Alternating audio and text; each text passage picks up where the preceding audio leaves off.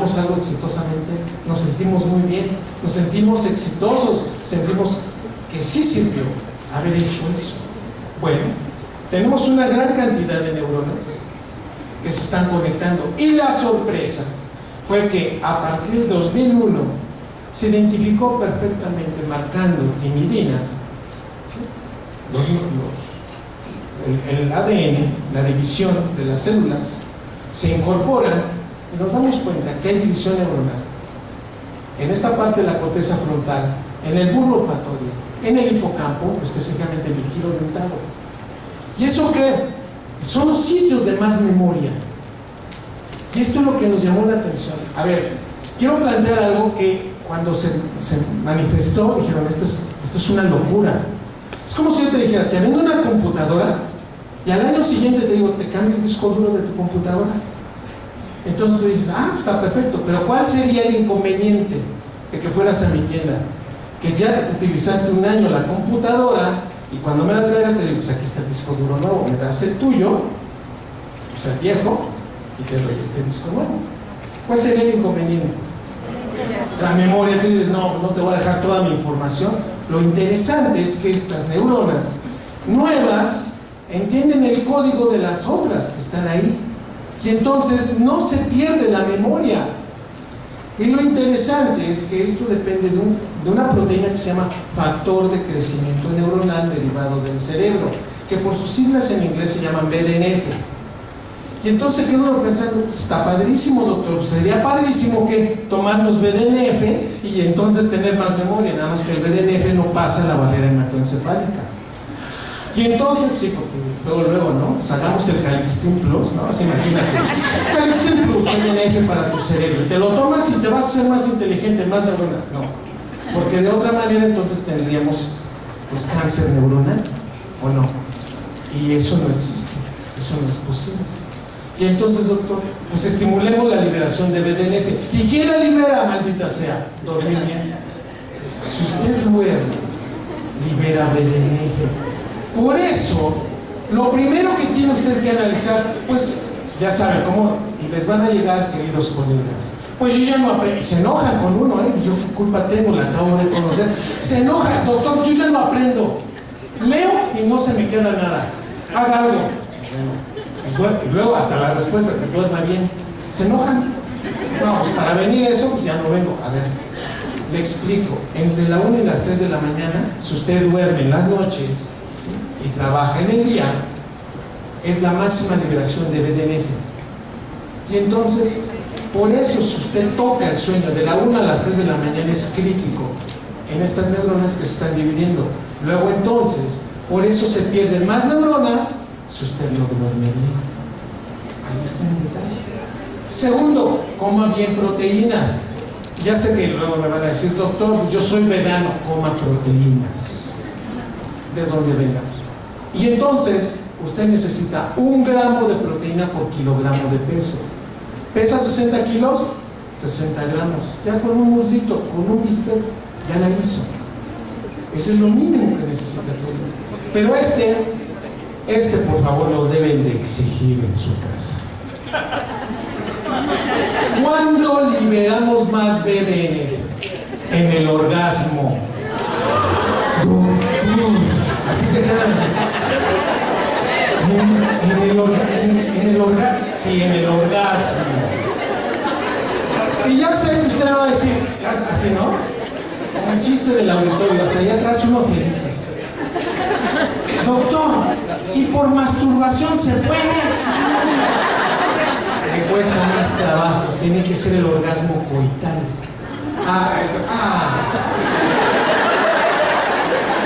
Pues hágalo, porque si tiene usted examen en 2 semanas, póngase a estudiar y a tener actividad. No le aseguro. Esto es experimento publicado en el 2013 en Neuroscience. ¿Sí? Queda demostrado que entre más actividad sexual y orgasmo se tiene, mayor liberación de BDNF. Ya sé que de nuevo van a decir, estos científicos, ¿no? Para eso les da el proyecto de CONACYT, ¿no? Miren, se lo menciono de esta manera porque puede usted decir, esa información quiero que me la diga por ¿Por qué? Bueno, si usted tiene una vida sexual exitosa, es decir, 3 coitos por semana, pero luego se ponen así de, ¿cómo? 3 coitos semanales, 12 al mes, 144 al año, 1440 en 10 años. En su vida reproductiva usted va a tener entre 6,000 a 8,000 coitos. ¿Cuántos hijos quiere tener? ¿Cuántos? Ya se dio cuenta que no hay una relación del número de coitos con hijos y con el proceso, amén, de que la sexualidad para nosotros los humanos nos genera felicidad y apego, cosa que en las otras especies está totalmente disociado este evento. ¿Qué nos hace humanos? Ya se dio cuenta. Este evento intencionalizado que nosotros llevamos en la vida diciendo, así la próxima vez que te digan, y entonces ¿para qué tienes relaciones sexuales conmigo? Pues para incrementar mi memoria. ¿Por? Si tenemos siguiente. ¿Qué nos hace humanos? Todo un evento circunscrito. ¿A qué? A que tenemos actividad motora y esto se va escalando. Tenemos áreas cerebrales que discriminan. Tenemos procesos que la corteza cerebral le va dejando a áreas de asociación. Y entonces, ¿qué nos hace humanos? Tú puedes intencionalmente mover tus ojos a cuando escuchas un ruido e interpretar si ese ruido es de miedo. ¿Sí? Nos hace humanos, es algo increíble. Pagar para que nos espanten. Y se queda usted, no, eso es de patológicos. No, usted va a la fiesta, va a la feria y se mete a la casa del terror y grita cuando sabe que el mono que está ahí es un actor y escucha música, ¿no? Se oyen violines y usted o se mete al cine y hasta está esperando la siguiente escena y hasta cierra los ojos. Porque el cerebro, entre más conciencia tiene de lo que está pasando, sabe que el miedo es fingido y le gusta más. Y entre mejor control tenga de las cosas, hasta dice, ay, estuvo buenísima la película. Pero si no te gustan las películas de terror, esta sí, porque me abrazaste. Este tipo de cosas, entonces entendemos. Véngase para acá porque me está tapando la diapositiva. Discriminamos, comparamos experiencias previas, las proyectamos, se las presentamos al otro y le decimos al otro, es que no me quieres. Cuando el otro ni enterado aquí, lo que realmente está pasando es que el otro está diciendo ya no te quiero, pero te lo proyecta. ¿Cuántas veces las discusiones son lo que él siente o ella siente, pero te las aplica a ti? Es que eres un mentiroso, eres un holgazán, eres un imbécil. Nosotros no utilizamos adjetivos que no conocemos. ¿O sí, queridos colegas? ¿Usted a poco discute en alemán? A ver, discute en alemán o discute en chino. Bueno, hay quienes sí lo hacen, pero a ver, ¿por qué no? Porque no conoce el adjetivo. En la medida que usted utiliza los adjetivos cochino, melindroso, mentiroso, obsceno, es porque usted conoce lo que significa. Y hay que tener cuidado porque a veces su dedito traicionero le dice, pues eres un mentiroso, ¿no? Y metafóricamente hay 3 deditos apuntándote a ti. Entonces hay que saber qué adjetivo utilizas y qué es lo que proyectas. Ese cerebro humano tiene esa genialidad para hacerlo. Pero también toma decisiones, proyecta un futuro y entiende lo que estamos haciendo. No hacemos, cuando la gente dice, es que no sabía lo que estaba haciendo, es realmente una negación de su concepto. Y realmente sí somos conscientes de lo que hacemos, salvo que tengamos un trastorno de la personalidad. Tenemos un cerebro que está especializado para sentir, parietal, frontal para mover, para pensar, occipital para observar, para analizar, y áreas de asociación que entonces nos hacen entender e interpretar información. Tenemos áreas especializadas para etiquetar y tenemos áreas hechas para generar emociones. Junte todo. Y en un momento determinado es lo que nos mete en problemas. ¿Por qué, doctor? Porque a veces usted ve lo que quiere ver, escucha lo que quiere escuchar y analiza solamente lo que le conviene. Y ya sé que va a decir, ya nos está regañando. No, todos lo hacemos, todos. Pero este proceso es todavía más, cuando más experiencia tiene y cuando más profesional se hace. Doctor, y entonces pensamos que somos perfectos, ¿no? 45 años, doctorado, egresado de Pittsburgh, yo no me equivoco. Y se termina peleando el lateral de periférico porque se le cerraron en su coche. Pues no, que muy, pues perdón, pues me enojé. Sí, porque interpretamos. ¿Ya se dio cuenta? No era tu carril. Son experiencias que uno va haciendo personal. ¿Cuántas veces te has peleado?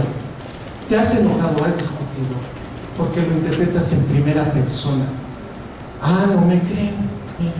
No me creen. Ok.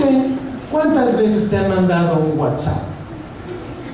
Y te enojas porque te dejaron en visto. ¿Ve usted la interpretación de la intencionalidad de lo que usted tiene? Y se enoja. No, es que me dejaste en visto. Pues iba manejando, no te podía contestar. Pues eso no se hace. Entonces, ¿cómo se hace? ¿Cuántas veces te contestan algo e interpretas lo que estás leyendo? De eso estamos hablando. De toda una interpretación.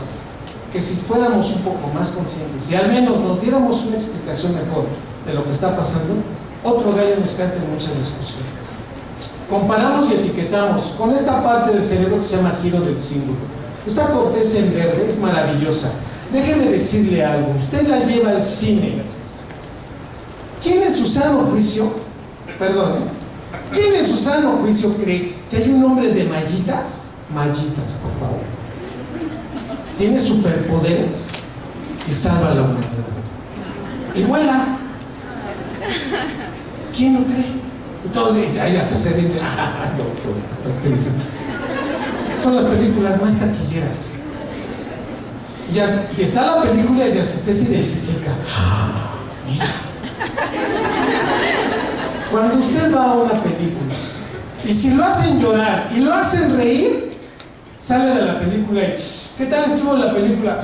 Estuvo bien buena. Pepe todo era inocente. Bueno, entre más emociones tenga una película, más nos gusta. ¿Quién se metió en esa etiquetación y en ese reconocimiento, en eso de decir, es que yo soy así como ese? El giro del símbolo. El giro del símbolo también da el proceso cognitivo del dolor. Por eso los dolores, cuando más es consciente usted del dolor, más le duele. Por eso cuando se va usted a dormir, le duele más. Ay, maldita sea, mejor me hubiera muerto. No, a ver, te duele más porque el giro del símbolo se está activando más en este momento, porque está quitándose todas las etiquetas que tienes alrededor. Y entonces te das cuenta de algo, doctor, entonces el dolor físico y dolor moral pasan por el giro del símbolo. Mira, si vas caminando, ya sabes, está la chica que te gusta, te pegas en la espinilla, así de esos dolores, así de, hasta el alma. Pero como está enfrente de la chica, así de, ¿qué pasó, Carlos? No. Pero das vuelta donde no te ve, te levantas el pantalón y ves sangre, te duele más. Y hasta que somas y dices, ¡ay! ¿Por qué? Porque el giro del símbolo interpreta ese proceso. Por eso cuando te dicen, ya no te quiero, el 87% de la población dice, me dolió el pecho. La teoría cardiocéntrica de que el amor está en el corazón viene de ahí. Entonces la próxima vez que te digan, es que me rompiste el corazón. No, te activa el giro del símbolo. Ese giro del símbolo es el que más neuronas en el espejo tiene. Por eso si tú estás en un sitio y alguien se empieza a rascar, ¿sí? Dice, ay, perdón, es que tengo piojos. fíjate el ejemplo, ¿eh? Ay, traen muchos piojos, pues te los paso. Digo, a esta distancia no, pero chécate esto, ¿eh? Con permiso. ¿Y me toco? Ay, qué comezón. No tengo pelos, pero y te toco yo a ti. Automáticamente, en menos de 10 segundos, ¿qué tienes? La comezón. Comezón, ¿y qué quieres hacer? Ay, ya me los pasó.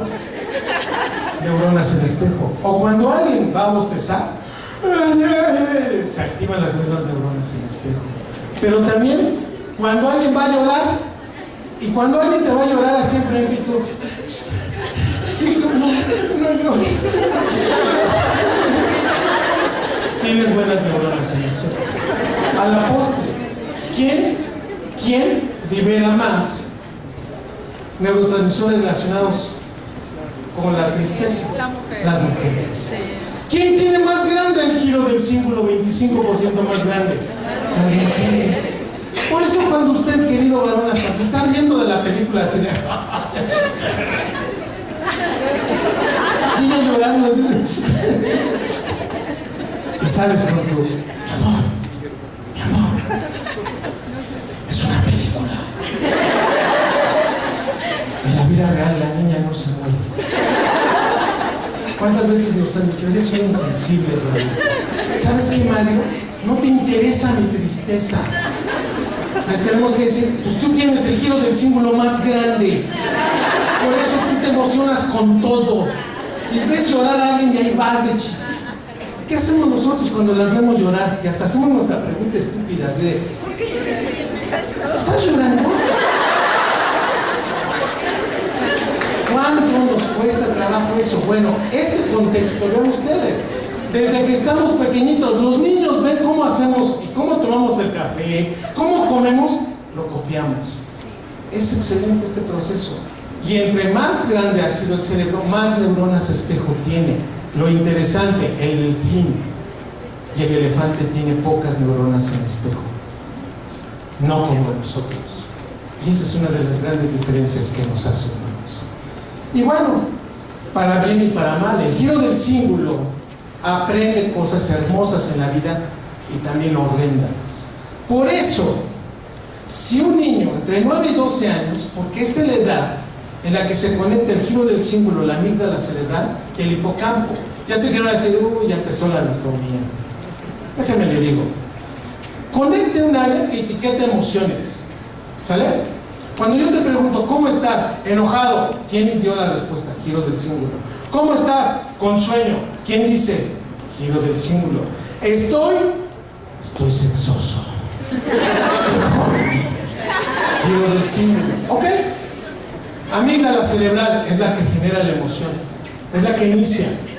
Entonces, ¿quién dice cómo está la amígdala cerebral? El giro del símbolo. ¿Y quién se acuerda de todo? El hipocampo. Entonces, dése cuenta de esto, terrible y al mismo tiempo hermoso. El hipocampo es el teto de la película. Nos acaban de mentar la madre, eso es muy malo. Hace 2 años, 3 meses, 4 días, alguien también nos mentó la madre. Y nos bajamos del coche y nos peleamos. Y nos dejaron el ojo morado y nos detuvieron 3 días en la delegación. Sin emoción. Pero ¿cómo contesta la amígdala cerebral? Nos acaban de mentar la madre, vamos a bajarnos del coche, esto no puede pasar, eres muy hombre, tú traes un mejor coche. Y el giro del símbolo etiqueta emociones. Si estoy enojado, estoy triste, junte los 3. Pero las conexiones de estas 3 áreas se empiezan a hacer entre los 9 años de edad y terminan a los 12. Por eso un niño, ¿a qué edad? ¿Qué están haciendo los niños a esa edad? ¿Están saliendo de la primaria? ¿Están entrando a la secundaria? Son las etapas más crueles de la vida. Es en donde afloran nuestros defectos, ¿no? Y somos el gordo, el prieto, el chaparro, el chino, ¿no? Dependiendo de qué es lo que saquemos. Y además, algo muy interesante, repetimos en la escuela lo que se trae de la casa. Y si hubo violencia, ¿cómo son esos niños violentos? Y si hubo abandono, ¿cómo se comportan esos niños abandonadores?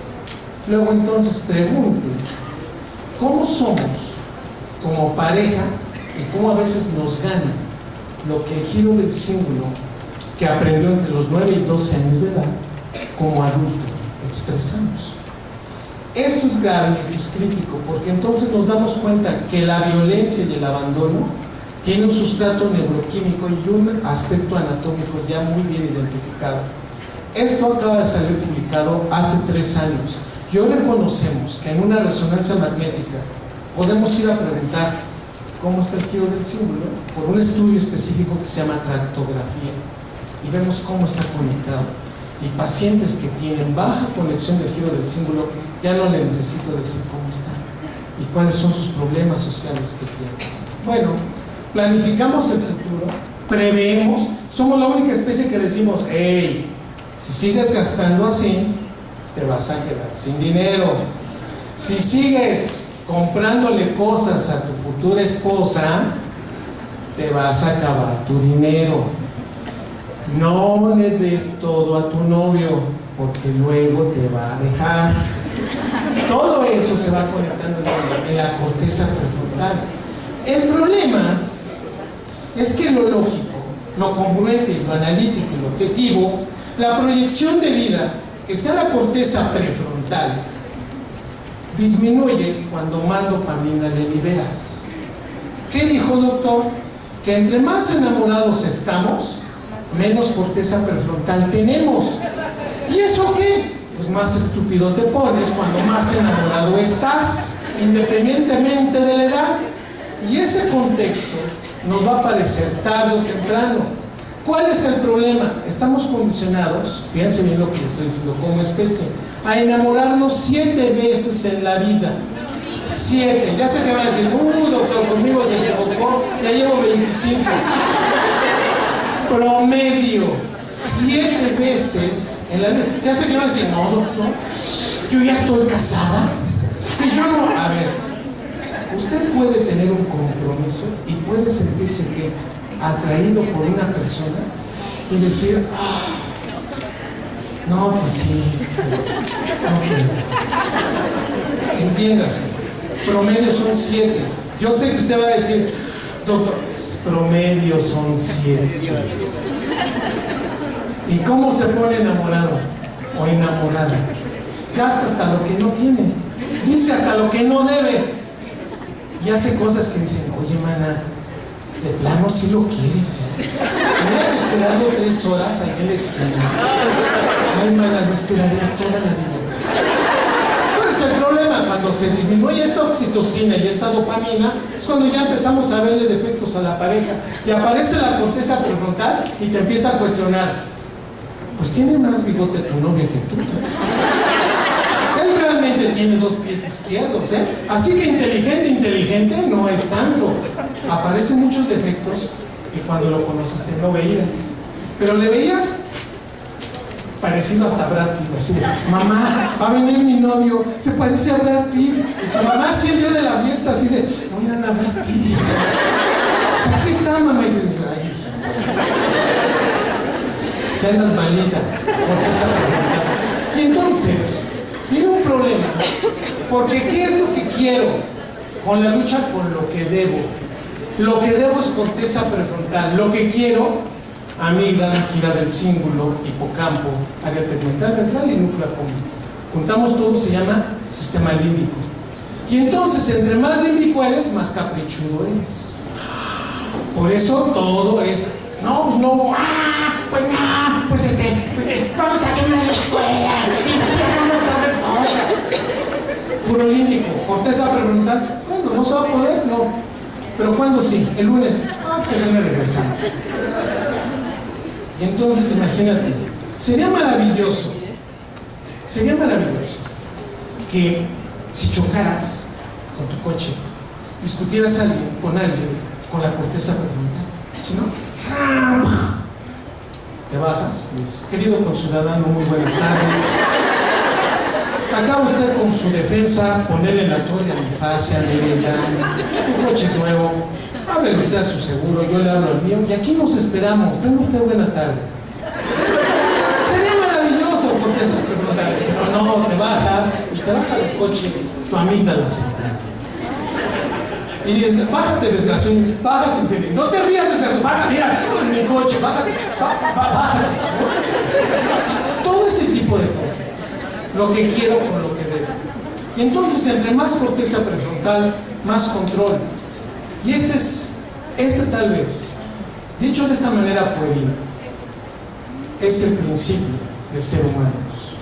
¿Qué, doctor? Tu corteza prefrontal. Ponle más corteza prefrontal a la vida, ponle más control.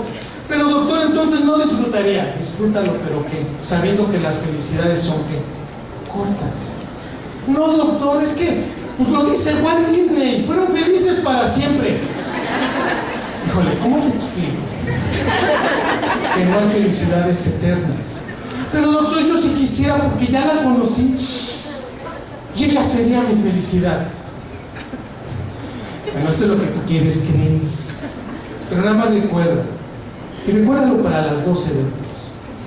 1.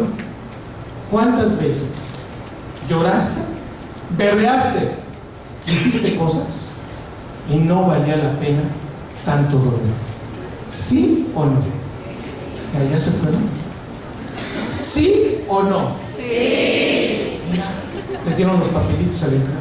Bueno, ¿cuántas veces tú dices, es que quiero volver a sentir lo mismo que... y pasa lo mismo y tú dices, pues ya no sentí lo mismo? Pues sí, si yo te cuento un buen chiste y te lo cuento 1, 2, 3, 4, 5, 6, 7, 8, ya párale, doctor. 8 veces el maldito chiste. Ya no está chistoso. Pero era buenísimo. Ya no te gustó. Porque desensibilizamos. Y ante eso, pues entonces le estamos metiendo mucha corteza prefrontal. Tenemos el lenguaje. Somos maravillosos en nuestros lenguajes. ¿Por qué? Miren, es nuestra herramienta de comunicación. Lenguaje verbal, lenguaje de interpretación, lenguaje corporal. No es lo mismo que le diga así, así, así, sí. Usted dice, ¡qué énfasis! Todo es interpretación. Pero dése cuenta de algo. Tenemos 2 áreas maravillosas: lóbulo frontal inferior izquierdo, área de Broca; lóbulo temporal izquierdo, área de Wernicke. Y esta estructura se llama cilium temporal. ¿Y eso qué, doctor? Con esas estructuras hablamos. Entiendo, ustedes han estado activando, yo ahorita les sacaron una resonancia magnética, estarían activando mucho el área de Wernicke. Y yo estoy activando el área de Broca. Bueno, es una maravilla porque nuestro cerebro lo hace de una manera impresionante. En menos de 600 milisegundos usted está entendiendo el lenguaje. No tenemos delay, ¿se imagina? Tendríamos que hablar muy lento para que el cerebro entendiera. No, bueno, imagínense, este congreso terminaría dentro de 2 semanas. No, tenemos un cerebro que entiende rapidísimo. Y a partir de la 7ª semana, ¿sí?, se empiezan a formar estas áreas de formación del cerebro. Y a partir del 7º mes el cerebro entiende ya palabras. Bueno, después de los 2 meses el cerebro empieza a aprender 25 palabras al día. Y nunca se le van a olvidar. ¡Qué maravilla de cerebro! Por eso tiene que hablarle al niño. No le hagas señas. No juegues. Ay, niño, no, porque hasta el niño... Imagínate, no tienes la capacidad, pero te dicen, no hables, sácame tu nombre. Soy tu hijo. Sería maravilloso. Tenemos que hablarle con los vocablos.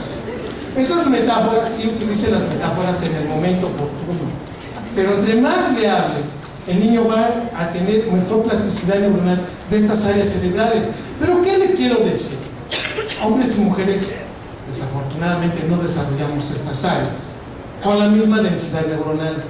Y en el español, fantástico idioma, una mujer desde que se levanta hasta que se duerme habla de 25,000 a 32,000 palabras.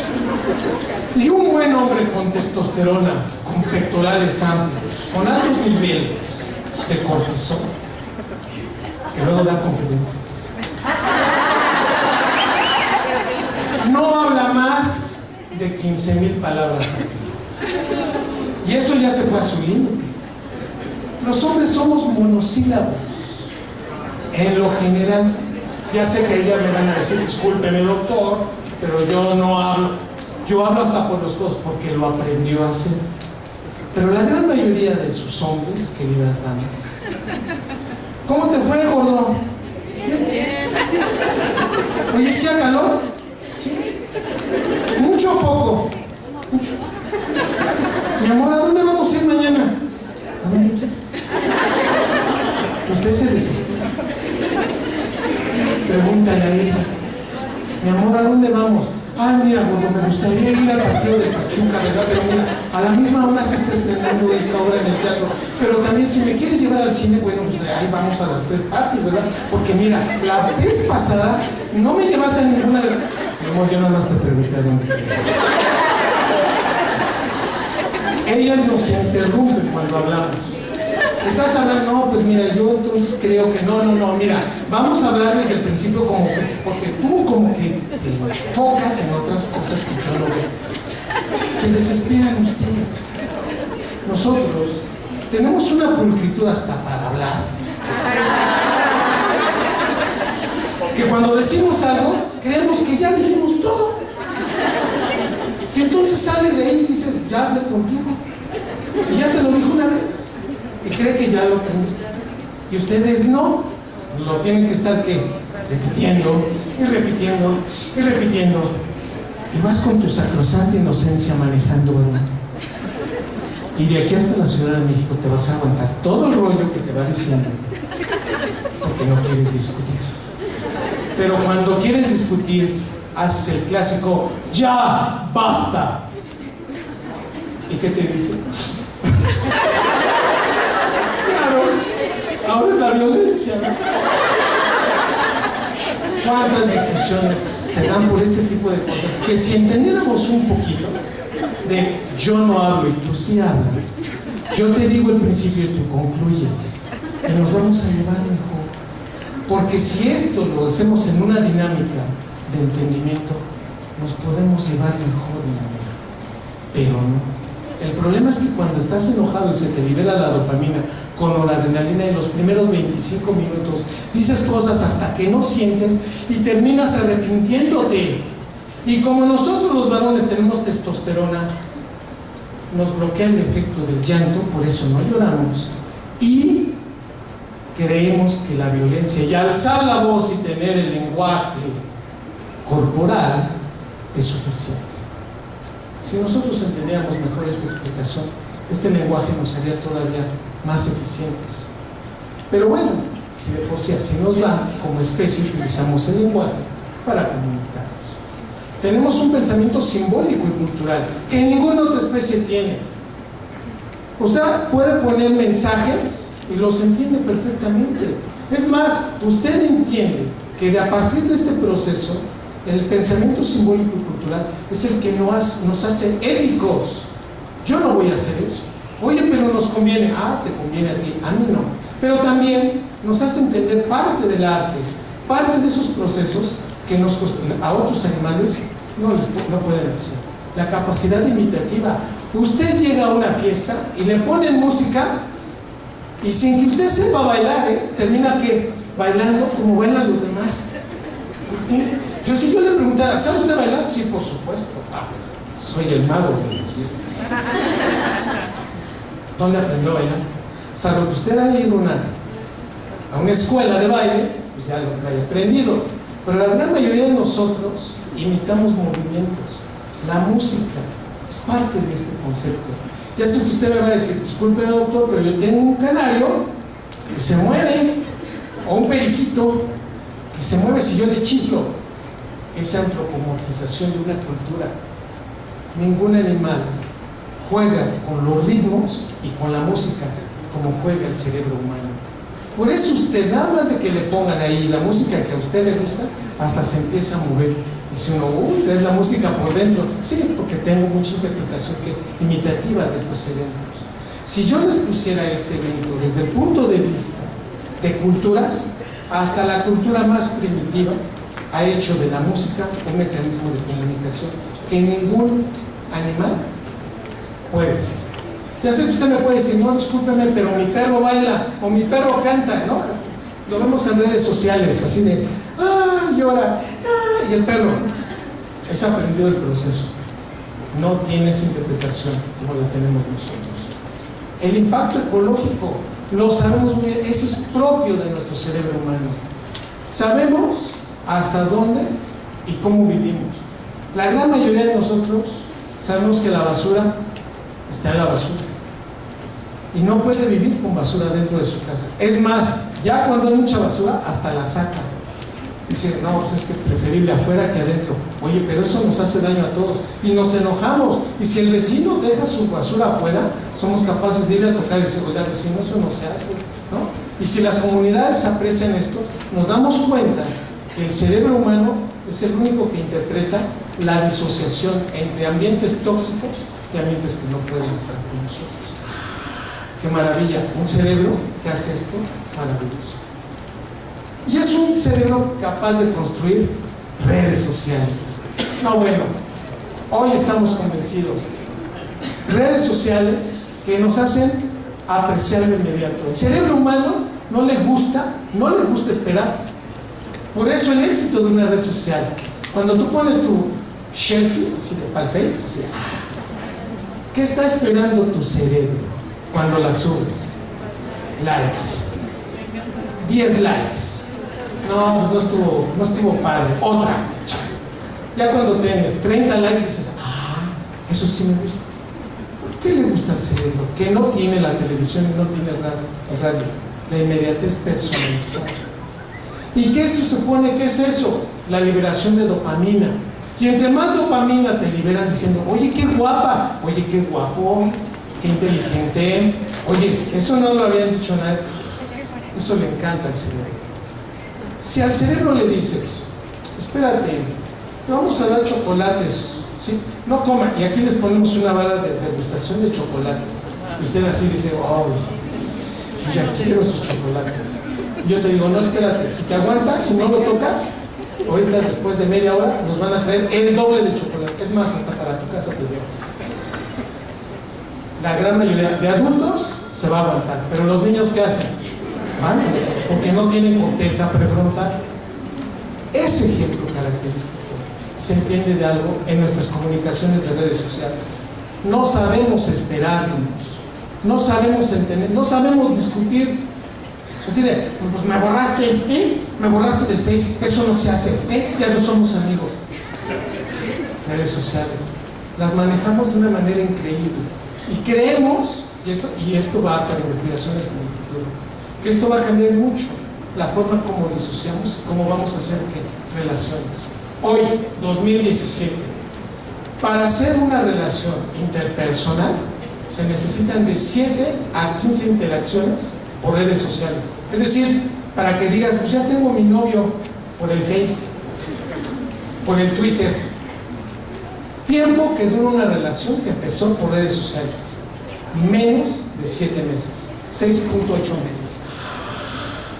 Tiempo de relación iniciada personalmente. ¿Cuánto dura un noviazgo? Que se conocieron y que tienen interacción. 3 años. Dese cuenta, lo inmediato, cuando no vemos a la persona.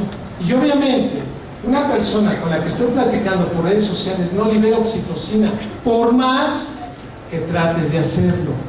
Por eso cuando dicen, pues es que sí te quiero, pero pues ya vamos a dejar de ser amigos.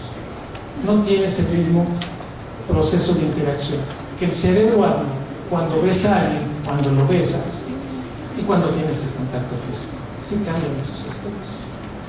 Establecemos relaciones a largo plazo, cosa que los animalitos no hacen. Un animal se puede ir y regresar. Dice, pues sí, tiene procesos de reconocimiento, pero los eventos incluso de los simios no se dan. Nosotros podemos tener y mantener relaciones. Bueno, entiendan, usted se casa con una persona y puede envejecer con esa persona. Ninguna otra especie lo hace.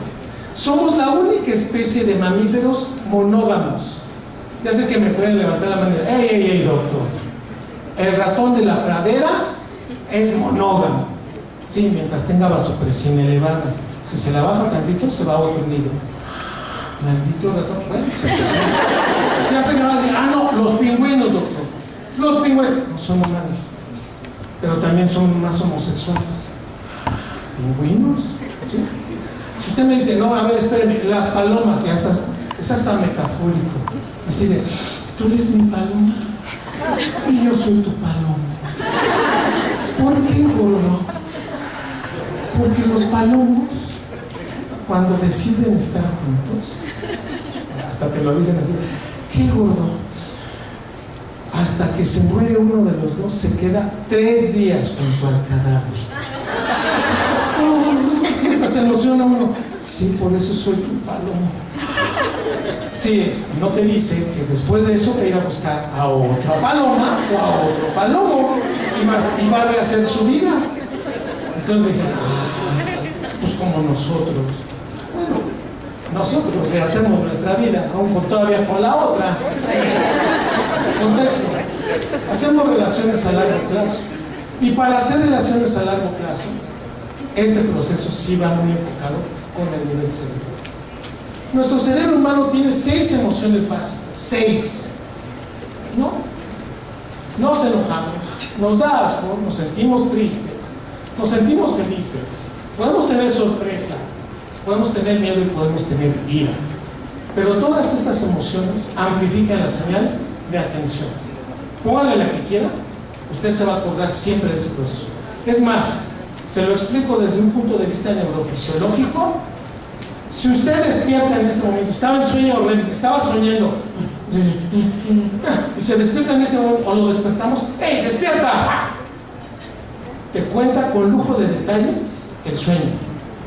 Y te dice, y no, y era un pirata que llevaba un chaleco rojo y además tenía pelo güero. Todos sus detalles, porque lo despertaste durante la emoción. Pero normalmente no te acuerdas de tus sueños. Es como el Alzheimer fisiológico. Si yo te digo, ¿qué soñaste antier? Te cuesta mucho trabajo así de, ay, soñé. Pero si yo te digo, si soñaste que tu mamá o tu papá se moría, o tu pareja, hasta sientes tú así de, soñé que te morías. Qué bueno, te morías. Porque la emoción está ahí metida. Y entre más emoción, se amplifica el aprendizaje y la atención. Eso es bueno y es malo, porque las emociones en el aprendizaje, si están metidas, amplifica la señal. Puede ser que el proceso sea inducido y entonces genera que un buen ambiente haga que se aprenda mejor. Pero puede ser que el profesor es un maldito nazi fascista y te dice, y nada más volteas y te repruebo. En esta universidad humanista no se puede voltear a otro.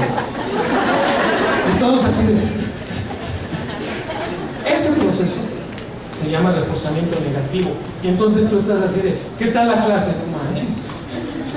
Hasta sale uno temblando. Reforzamiento negativo. Por eso las emociones son amplificadores de señales. Bueno. Pero dentro de todas estas emociones, solamente me voy a enfocar una por cuestiones del tiempo. ¿Sí? No somos la única especie que llora. Lloran los gatitos, lloran los perritos, lloran los caballos, lloran. Y es una emoción real, pero somos la única especie que sacamos beneficio del llanto. Ninguna de las demás. Es más, y además de sacar beneficio, proyectamos una información que ninguna de las otras especies tiene. ¿Cuál, doctor? Cuando usted llora, empata emocionalmente con el otro. O sea, ¿puedo yo ser el uyuyuy y el ayayay? Así de, ¿no? Ejemplo, nada más por poner un ejemplo. Pues llega el presidente de la... Bueno, no. Eso. Llega una autoridad muy importante y te ve llorar. Si tiene buena salud mental, en ese momento empata contigo y dice, ¿por qué llora? Si es real tanto el llanto como su salud mental de quien te está viendo llorar.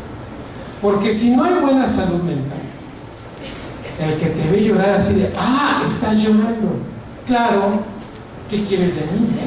Ahora, ¿qué me falta ver? porque tus lágrimas no me conmueven. Y te rematan. Y te dicen, eres una estúpida, y no, aquí no se llora, y no me llore, y llora cuando yo me muera, ahí sí debes de llorar y todo. No, eso no habla de la buena salud mental de quien te está viendo. Conclusión, el cerebro humano se etiqueta inmediatamente con el giro del símbolo, se activan neuronas en el espejo, se libera o sea, se incrementa la liberación de endorfina y de dopamina, pones más atención y hasta te sabe llorar, porque te tranquiliza. Es la única emoción que después, mire, ni la risa es pura liberación de ¿qué? De dopamina. Pero cuando lloras, pero lloras de a de veras, así de tu cerebro así de, imagínate el giro del símbolo de, no manches, estamos llorando, y la amígdala así de, sí, ¿qué hacemos? Y el hipocampo, no manches, y está bien gacho porque nunca habíamos llorado de esta manera, ¿no? El área mental ventral así de, pues ya no puedo liberar dopamina, yo ya la liberé hace rato y ya no se puede. Llega al área periconductual y dice, no, pues yo sí libero endorfinas, compañeros, y nos tranquilizamos. No, pues libérale. Y es tanta la liberación que automáticamente el proceso te tranquiliza. ¿Qué nos hace humanos? Llorar. Porque cuando lloras, sientes desamparo. Puedes llorar por enojo, puedes llorar por un sentimiento de desolación y angustia. Quieres justicia, tienes mucha tristeza, te sientes muy vulnerable. Pero ante todo, si tu cerebro es humano, llorar, ¿qué está pidiendo? Una explicación. ¿Por qué diablos está pasando esto? Y entonces, ante esa situación, el cerebro, pues sí, debemos decirle que el cerebro llora por impotencia y que tiene un concepto muy básico de estos eventos, porque hay subjetividad, contexto y cultura detrás de esto. Si estás en una sociedad en donde está mal visto llorar para los varones, te aguantas y dices, ¿qué, vas a llorar? No, yo lloro, no, yo no lloro. ¿Cuánto me has visto llorar? ¿Verdad que no? Pero si es una cultura permisiva, sí te sueltas. Pero también depende de la edad. Después de los 42 años promedio, te da el bajón de testosterona y te haces más chillón. Entonces ya lloras, papá, ¿estás llorando? Hija, pues es que no todos los días se recibe mi hija, ¿verdad? No lloramos más. Pero también es un proceso de mezcla, de catarsis, de soporte social, de vulnerabilidad, de empatía, que a todos los seres humanos nos ha pasado. Por eso cuando lloras, estás mandándole un mensaje al cerebro de otro o de otros de decir, hasta aquí llegó, entiende mi emoción, ya no me hagas sufrir más, compréndeme, entiéndeme. Y si hay buena salud mental del otro lado, nos vamos a tranquilizar. Aquí ya no nadie va a gritar, discúlpame, y empieza el proceso de tranquilidad. Si hay buena salud mental, cosa que en los animales pues no sucede. Pero como ya sé que no me van a creer, nos fuimos a sacar resonancias magnéticas de todas las emociones y fuimos a comprobar algo que pues dicen, pues claro, doctor, pues nadie lo había hecho. Por eso los científicos hacemos eso y luego lo publicamos y nos da dinero el CONACYT y así vamos por la vida. Entonces, ¿qué es lo que hace el llanto? El llanto hace que las neuronas consuman más glucosa y más oxígeno. ¿Y eso qué, doctor? Por eso te cansa. Por eso después de llorar, bueno, nos la explican los niños, termina de llorar el niño y se duerme. Y hasta te da más culpa así de, se durmió y no comió. Te la aplican. Aplícatela tú. Estás llorando y lloras. Que lloré, me digo. Y terminas de llorar. ¿Ya estás mejor? Pues ya no lloro tanto. ¿Una pizza? No le echamos. Y te comes la pizza. Bueno, ¿me entenderás, Cristiano? Lo aplicamos preciso, como un cerebro eficiente. ¿Cómo? Cuando vas a llorar, ¿cómo lloras? y suspiras. Y es más, hasta la invitación está muy clara. ¿Vas a llorar? No. No. ¿Vas a llorar? No. La amígdala cerebral izquierda en especial es la que se activa más. Y entonces lloras más fuerte cuando te dicen no llores. ¿Ya se dio cuenta? Este proceso es tan básico que todos los seres humanos lo tenemos. Y entonces, doctor Calixto, bueno, ¿qué está buscando el cerebro? Es tan caótico y ya es tan fuerte el problema allá afuera que dice el cerebro, hasta aquí me rindo. ¿Cómo? Lloro. ¿Me canso? Me tranquilizo. Y además me libero endorfinas y hasta siento bonito. Esa es toda una neuroquímica que sucede. Y por eso te da hambre. Y por eso en la depresión. Y por eso en el llanto. Y por eso cuando estás muy triste, hasta te da hambre. Y ya te comiste, ya andas picando. Oye, ¿ya comimos? Pues sí. Ese proceso se contamina con disminución de serotonina y multiplícalo por 10, por 20 o por 30 y luego ya te das cuenta cómo subes hasta 4 kilos por andar triste. Bueno, hacemos el análisis de la amígdala cerebral izquierda y es la que se activa. Por eso cuando usted está llorando no entiende de razones. Queridos colegas, dos elementos básicos de la neurofisiología de este público. Una persona no puede llorar más seguidito, escuchen, seguidito, más de una hora, no más de 10 minutos. ¿Qué, doctor? Yo he llorado toda una noche. Sí, pero mira, por pedacitos. Y entonces, tú nada más le cuentas 8, 10 minutos. Ya te das una vuelta, regresas, ya más tranquilos, ¿verdad? Ok, ahora sí, vamos a empezar. Porque si una persona hace más de este evento por 15 minutos, ya es falso ese llanto, no es real. No hay cerebro humano que se lleve por más tiempo esto. Así como no hay cerebro humano que tolere una convulsión de 4 minutos. Así cuando, ¿y cuánto convulsionó? No, doctor, como 10 minutos estuvo convulsionando el pulmón en el piso. Pues no hay cerebro que tolere una convulsión tan grande. Dicho de otra manera, esto solamente lo hace el cerebro humano.